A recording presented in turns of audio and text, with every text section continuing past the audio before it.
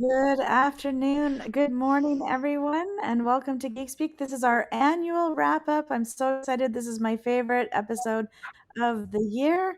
My name is Rena Little from Full Serve Web Marketing, and we've got Pip from Seymour Digital Media, and beside me is Phelan, also with Seymour Digital Media. And lastly, I'm Greg with Original 72 Creative.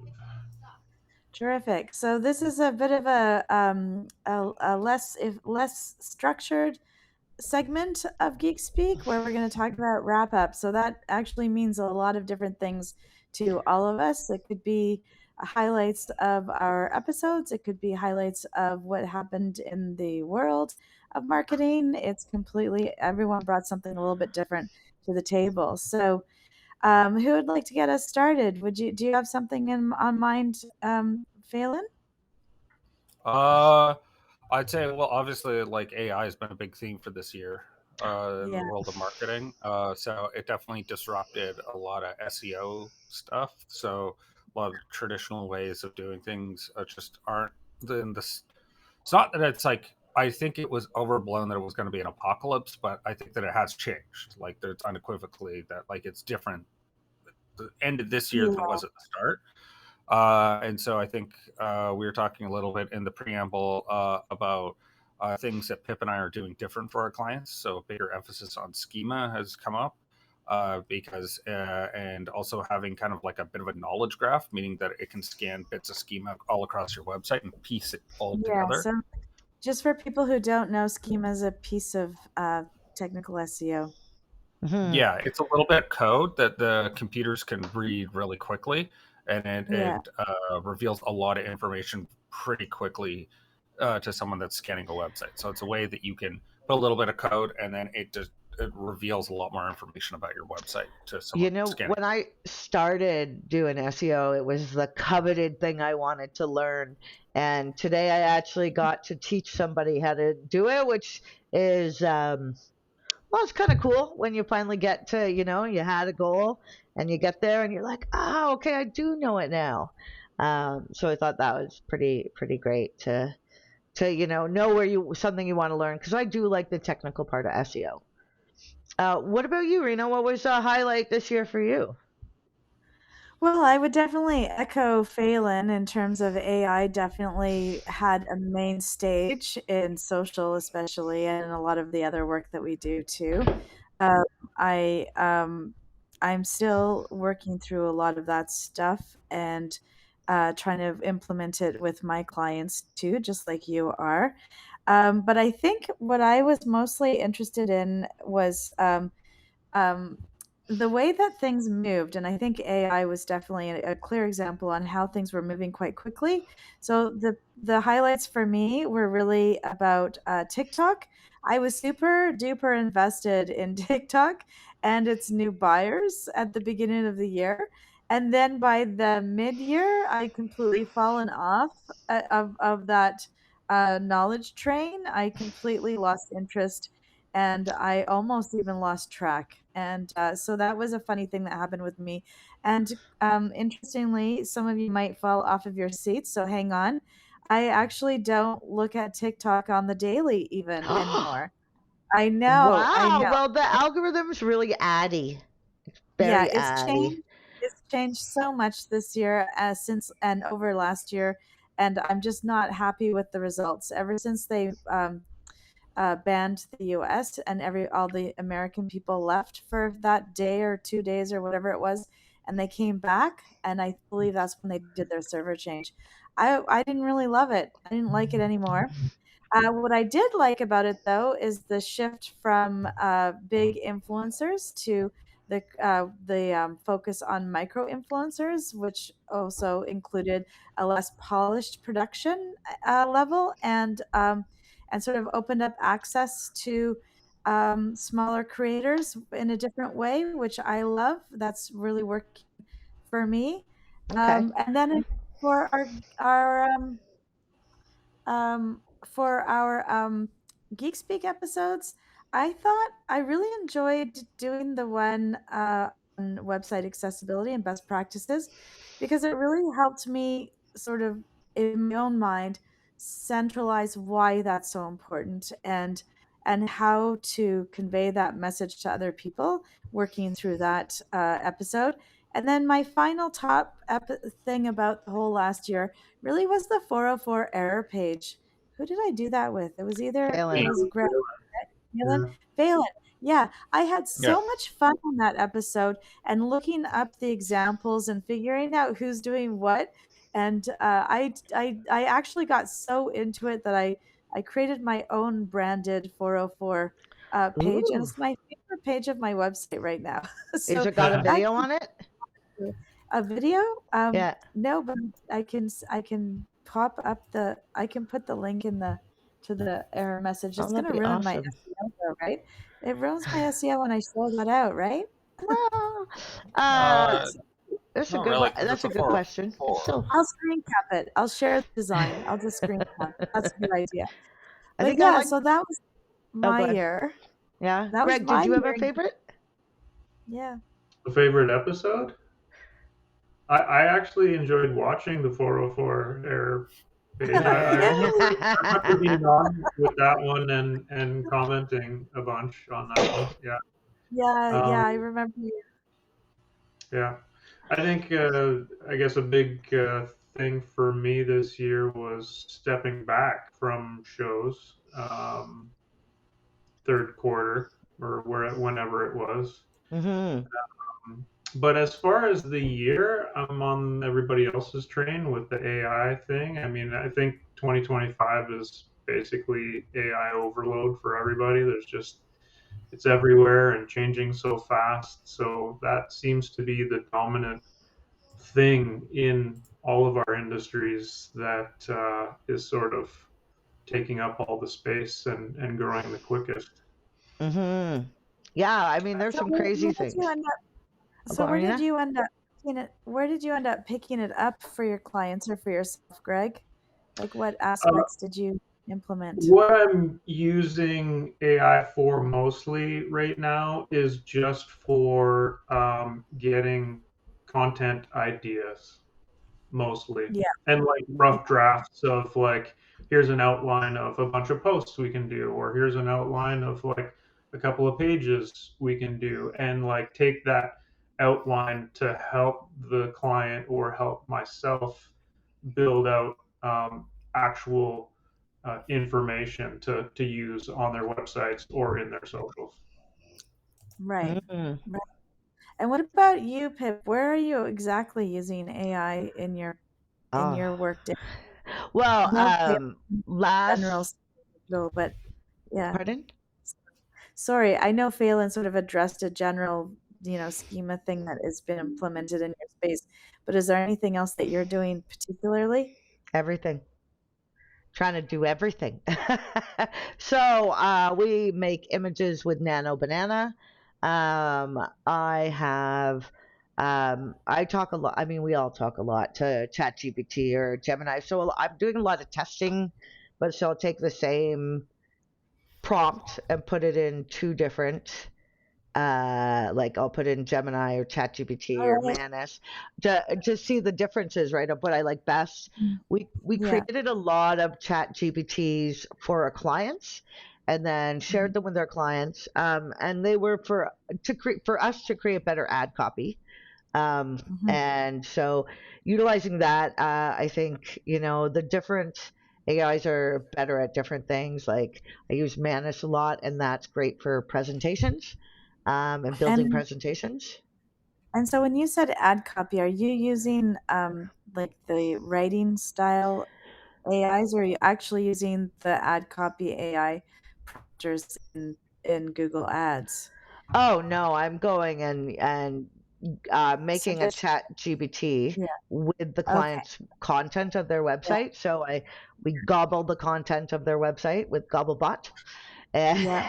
and and then we give that, and then we give it directions on the rules for Google Ads, depending on their industry, or the rules for SEO, depending on if we're Yeah. working on. So they are very specific, like ChatGPTs. But I'm thinking we're going to create gems now, because I think your gems can attach to your workspace.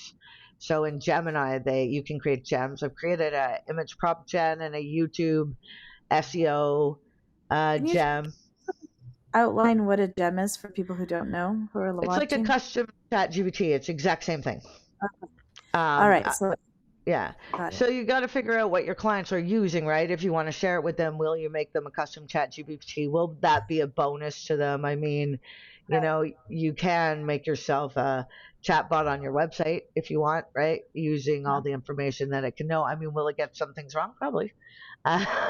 Does it need human oversight? Definitely. Yeah. But so we're doing a lot of that, like a lot of deep analysis now on our Google Ads accounts.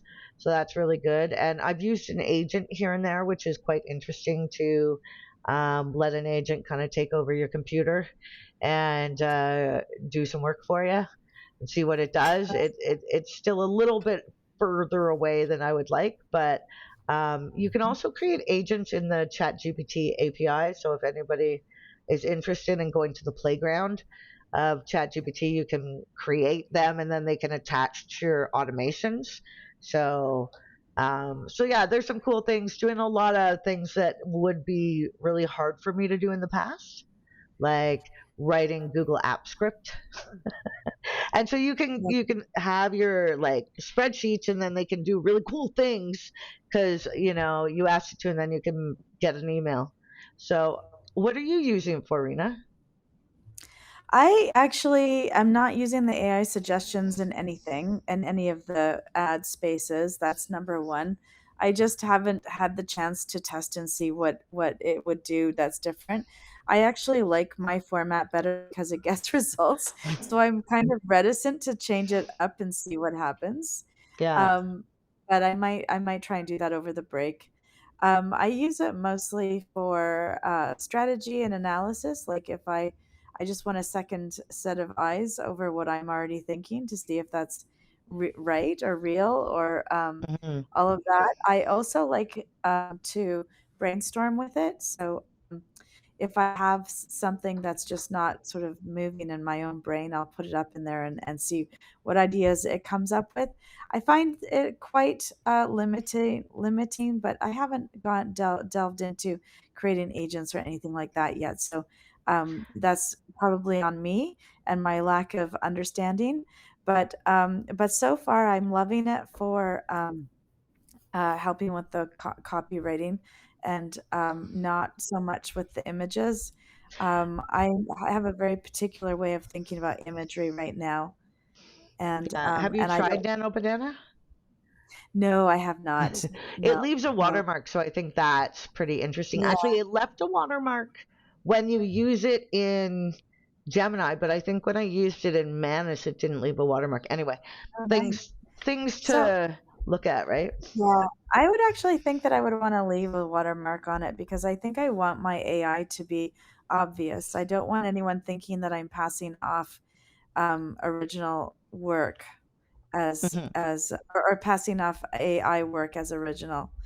Um, and also, it's clear on what's copywritten and what's not copywritten for us. Oh, we Yeah. got asked a question here I didn't even see. I'm Oh, so sorry I yeah. didn't put the comments up. Aura is asking, do you have a standard prompt for strategy analysis? Also, which AI tool? Ooh, good questions. Yeah. Um, So I'm using ChatGPT, the paid version, which I love, and I create a project section for each of my clients, and then I put all the information in that space. I'll put up analytics. I'll put up accounts. I'll give it all the information. And then the prompts that I ask are really quite specific. I don't sort of go on, I want a marketing strategy. That's, I find a little too vague. So I'll give them the business goals. I'll give them the target market. I'll give them, which particular services we're focusing on.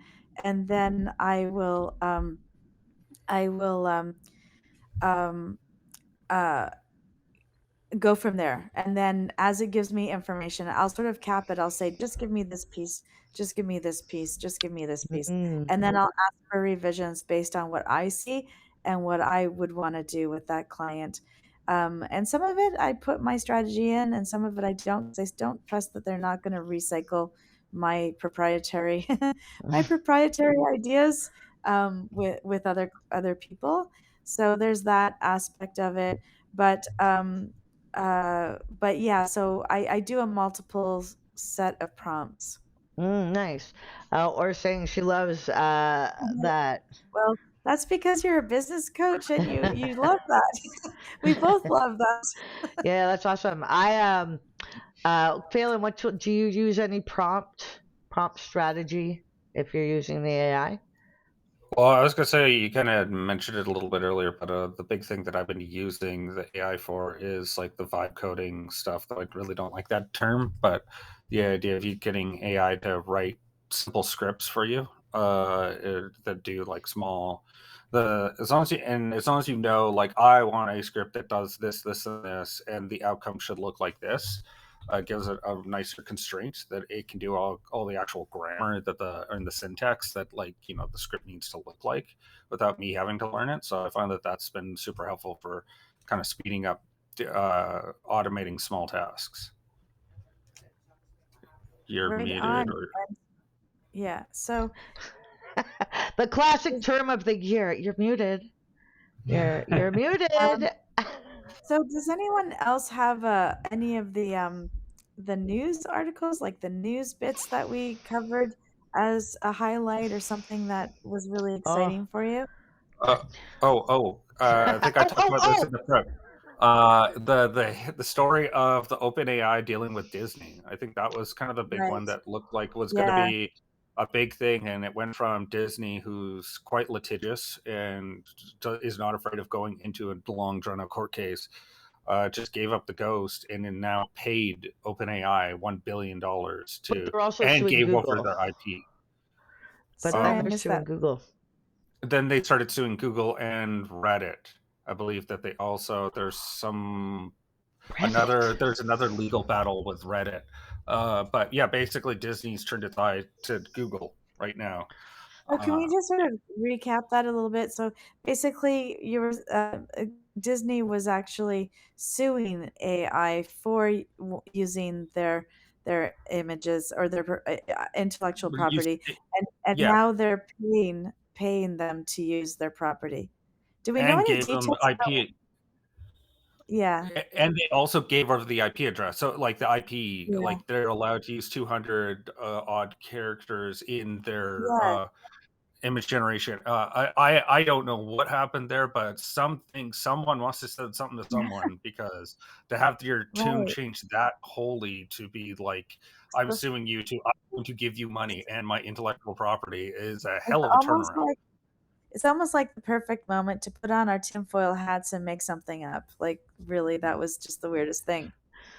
Yeah. Uh, because they're so litigious, I'm not even going to say anything, and I would prefer to remain anonymous about that. But yes, I there's know. definitely it's definitely a weird speculation hour of like, how did you go? Like, what was the course of events that led you to go from you're going to give us to money that we're going to give you Yeah, money and our intellectual property and let you just yeah, use it? Like that, yeah, something happened. I don't know what, but yeah, someone yeah, and yeah, then to definitely just something turn and happened. sue Google out of it, like Yeah, that, very weird set of events. It was almost like our news for marketing and stuff like that was on fire. Everything was breaking yeah, news.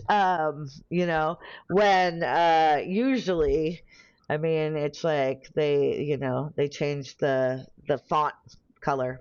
We all get in a tizzy about it, but no, this year was a little bigger, and a lot of places tried to implement AI stuff, and they were fails, right? Like I think the fast food restaurants tried to implement it a little too quickly. Um, and yeah, so there's still bugs. Like I think we all see it. We all have to rewrite things or make sure it's not lying. And every couple of weeks there's a new model out, right? yeah, So, and now they all have yeah. browsers. So, Greg, what was your news based highlight for the year, do you think? Yeah. Oh, I think I know his. I was just thinking about it, and I can't recall if the WP Engine and WordPress battle started at the beginning of this year or was it last year, near the end of last year. But I think that was a big topic in the WordPress world. Yeah. Yeah, people left using WordPress because of that. Yeah, Yeah. and Yeah. the We fact that then WordPress dropped a ton of their staff shortly after Yeah. that. Hmm. Yeah. Like giving them offers, like if you're not on my side, kind of a thing. Feel free to go. Yeah. It was an The interesting time. Yeah, totally. And the Cloudflare outage was also pretty huge. I don't Hmm. even know if they've ever had an outage like that before. Definitely not since I started using them. No, It was the largest outage that they've ever had. I know that it was Right. a system-wide, Yeah. pretty big error. And we also had Amazon US East went down again. And then it turned out there was even more people that were affected by it because even more people are just using AWS for their hosting, like big companies. And so, like, Sorry, parts of Google went down. AWS went. Oh, so Google went down. Sorry, I think Yeah, I missed that. AWS. so AWS has their Okay. biggest server farm is called US East. It's in New York, like western part of New York, and it went down it went down in 2017 for a day, and people were like, "Oh wow, so many people are using this because like Oh, I'm sorry. Twitter." I didn't clue in Yeah, that yeah, that yeah, was yeah. Amazon Web Services. That's the problem. Okay. Oh, sorry, I didn't make that explicit. Yeah, Amazon Web Services, which is like their cloud computing, Yeah. and it's Yeah. so big, and so much of the internet has just exported their own hosting just to AWS and got them to deal with Yeah. it. But it meant that Yeah. so much more of the internet was now centralized at one spot that when they did have an outage at the data center, even more people were like, "Oh yeah, we're down for the day," and it was like parts that you were like, "Wait, you have your own." Like parts of Google, not all of it, but parts of Google and parts of Microsoft who also have their own cloud Yeah. computing. It's like, why are you paying someone else to do it when you could do it in house? And it's like Yeah. things like that. But like you don't even realize that they're getting that are so fragile and it's so precarious that and you realize like, oh, it's even fewer people that are hosting these things than that used to Hmm. be. And you're absolutely right. It is quite interesting that they are buying from their what seems like competitors, or Yeah. other big, yeah.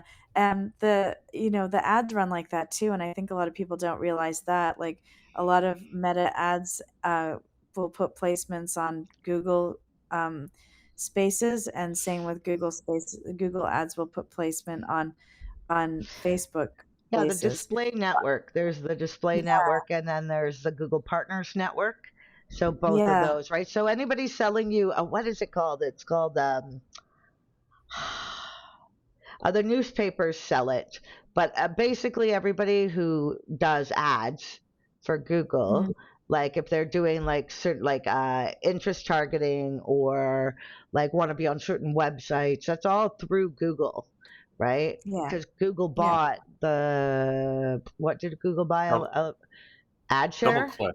double click, yeah. Double click is the newspaper network. Oh, right. And also, if anyone is interested, I would say look up Project Bernanke, named after the Fed chair that bailed out both Google and Facebook. And it is the project that Facebook and Google literally colluded together to make the internet, and they could get sued over it because they made the whole internet 1 second slower.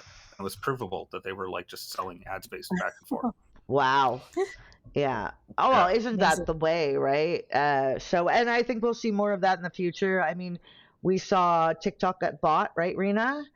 Uh, Yep, we did. and now we're seeing, what is it? Coursera wants to buy Udemy. I think that's Yeah, new. that just was announced today. Yeah, and then there's been a bunch of other big. Oh wow! Oh my gosh, that Adobe bought SEM Rush. That was like a jaw-dropping moment, you know.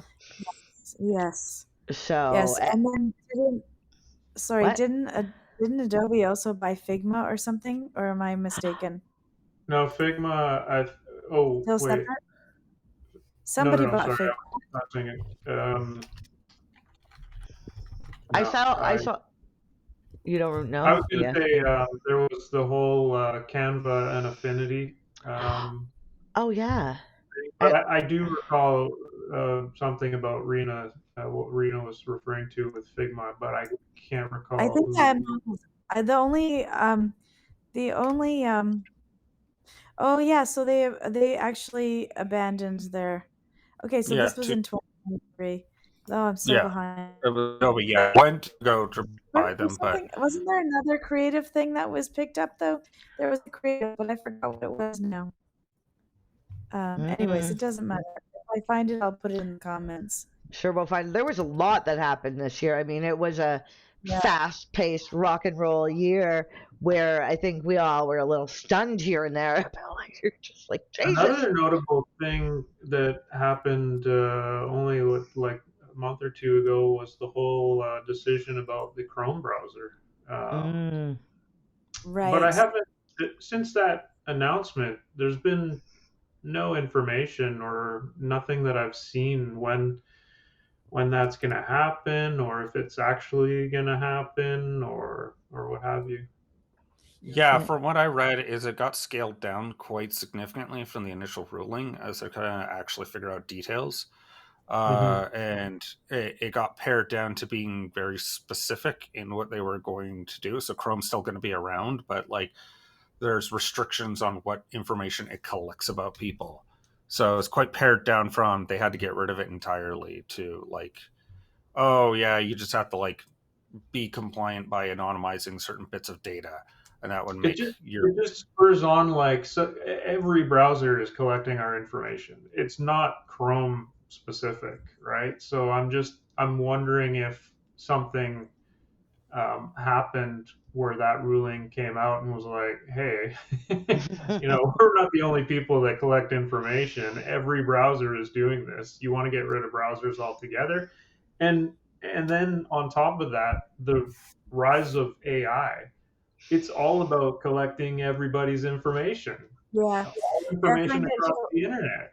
I find it hilarious. We had a huge group of people off of Facebook that moved off of Facebook due to the privacy settings and what they were keeping. And I'm like, dude, you'd have to like get rid of all of your free accounts that you use.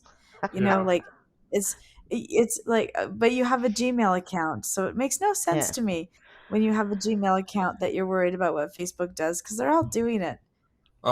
this thing's worse. This is Oh worse Yeah, than yeah. exactly. anything that you have.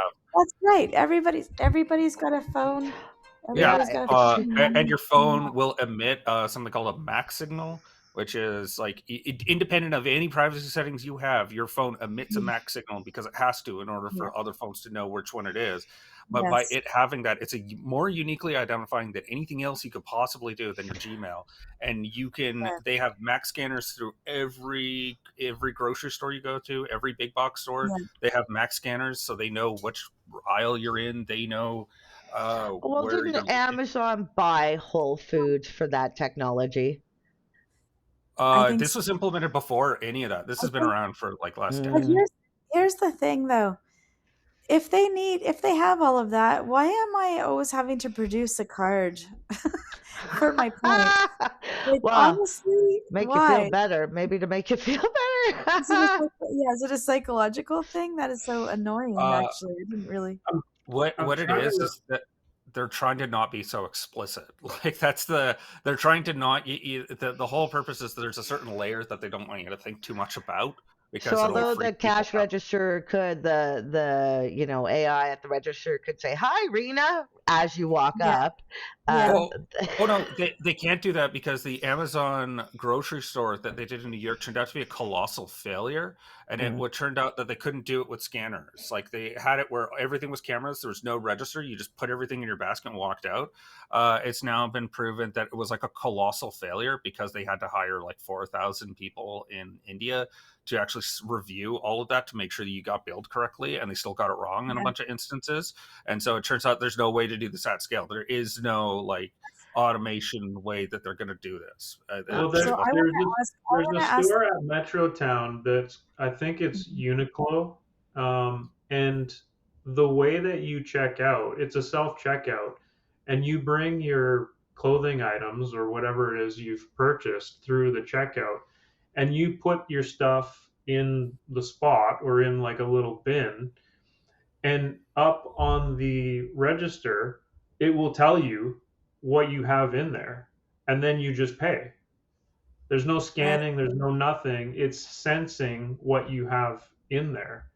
And they have like 7 or 8 checkouts like that. Now, there Yeah. was a time Jamie went in and she bought something, and it did sense something that she didn't have in there, whether that was something in someone else's or like proximity. But I see that working at scale. Like they're doing it, and anytime we've The bought something there since, it's been bang on. Everything that we've put in there is what shows up yeah. on the screen, and then we just say, what way we want to pay, and swipe our And phone and leave the store. who's gone to the store on Robson Street that where you don't have to scan anything? If you've done that, in the comments, if you're from Vancouver, put it in the comments. Let me know. I want to hear what that's like. I think that's where I'm going to do my little day trip out to Robson, as if it takes Oh, is that this long. the It's like, store you're talking about that yeah, you swipe to go into the store, and then as you're yeah, in the you have an store, app. Yeah, you yeah, download Oh, an app wow. before you go yeah, yeah, in. yeah. Yeah, I want to really try. I want to look at that because I'm not sure. I don't know what Is the it technology food? Is is. it for like groceries? I Yeah, think it's it's like a snack store. snack store. Yeah. Um, I agree. I like Cashiers much better, but We actually uh, have a store in Canada that only has cashiers still. And well, I don't think it's just in our town, but I do know it is franchise. It's a Crappy Tire. I mean, Canadian Tire. They don't have. It's all people checking you out. They don't do the scanny thing. We're in Toronto. Like I went to Shoppers, and there's no people. There's just scanners. So I don't know. It's yeah, I interesting. We think are out that's of so time. much numbers in Vancouver. Yeah, Mm. thank you so much, everyone, for joining us. This is our last one for the year, and we'll be back in January. I can't remember what the date is for the first Yeah, Thursday. I can't remember January either. 8th. 8th. Yeah, January 8th. And we hope that you all have a really fantastic break, and hope to holiday get a season. holiday. Spend time with your family, take a rest, ask us questions in the Facebook group. If you're finding us elsewhere, our community is the business marketing mixer in Facebook. You can join our group there.